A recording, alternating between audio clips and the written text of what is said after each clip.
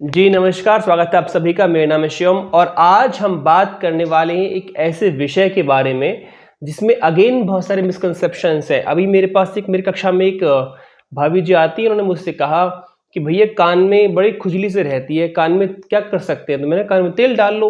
अब जैसे उन्होंने कहा तेल डाल लो तो बोली तेल डाल सकते हो कान में? मैंने कहा हाँ डाल सकते हो।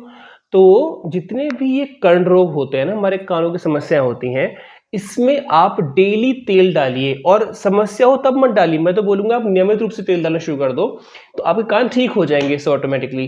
तो चरक संहिता में चरक ऋषि कहते हैं कि जो व्यक्ति कान में नियमित तेल डालता है इसे कर्ण पूरण कहते हैं, मतलब कान में तेल डालना बेसिकली। और जो व्यक्ति नियमित रूप से तेल डालता है तो उसके डालने से उसको हन्या स्तंभ मनुस्तंभ नहीं होते, मीन्स बेसिकली पैरालाइज नहीं होता। हनु बोलते हैं जबड़े को, ये जबड़ा पैरालाइज नहीं होता। नियमित तेल डालने से उसको बहरापन नहीं आता, नियमित तेल डालने से कान में खुजली नहीं होती, नियमित तेल डालने से कान के अंदर सनसनाहट जो होती है वो नहीं होती। और नियमित कान में तेल डालने से जो कानगत जो वात है, जो कानों के अंदर वात है वो शांत रहता है। क्योंकि जितनी भी समस्या होती है वात पित्त कफ से स्टार्ट होती है। मैंने हमेशा कहा है वात पित्त कफ समस्याओं का मूल रोग है, मूल कारण है। वात पित्त कफ का इम्बैलेंस समस्याओं का मूल कारण है, इसलिए आपको वात पित्त कफ को बैलेंस संतुलित करना है। और कान में तेल डालने से आपका जो कान का वात है, जो कान के अंदर वायु है वो शांत रहती है।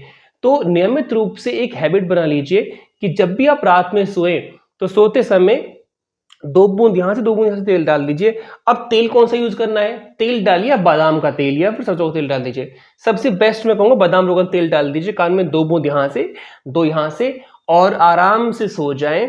और निश्चित रूप से आपका जो कर्ण की समस्या है, जो कर्ण रोग आपको हो रहे हैं, बहुत सारे खुजली है, कानों में सनसनाहट होती है, आवाज नहीं आती, ये सब ठीक हो जाएगा। और सप्ताह में एक बार थोड़ा रुई लेकर के उससे कान की सफाई कर लिया कीजिए, बस इतना ही पर्याप्त है।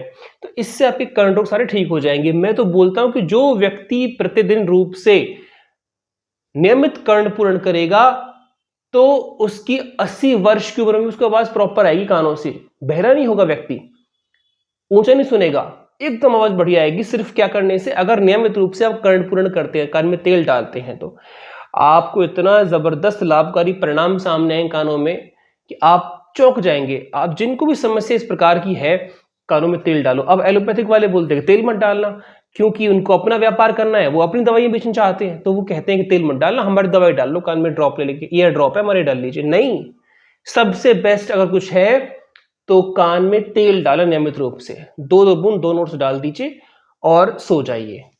और नियमित रूप से भगवान का नाम लीजिए, आप खुश रहेंगे। ठीक है, सब कुछ भगवान राम भगवान कृष्ण का है।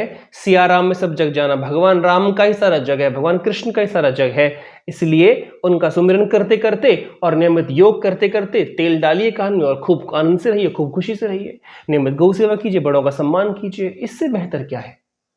और पर पंचों मत फंसिए कि ऐसा वैसा कुछ नहीं, आराम से सुखपूर्वक आपको जीवन जीना है।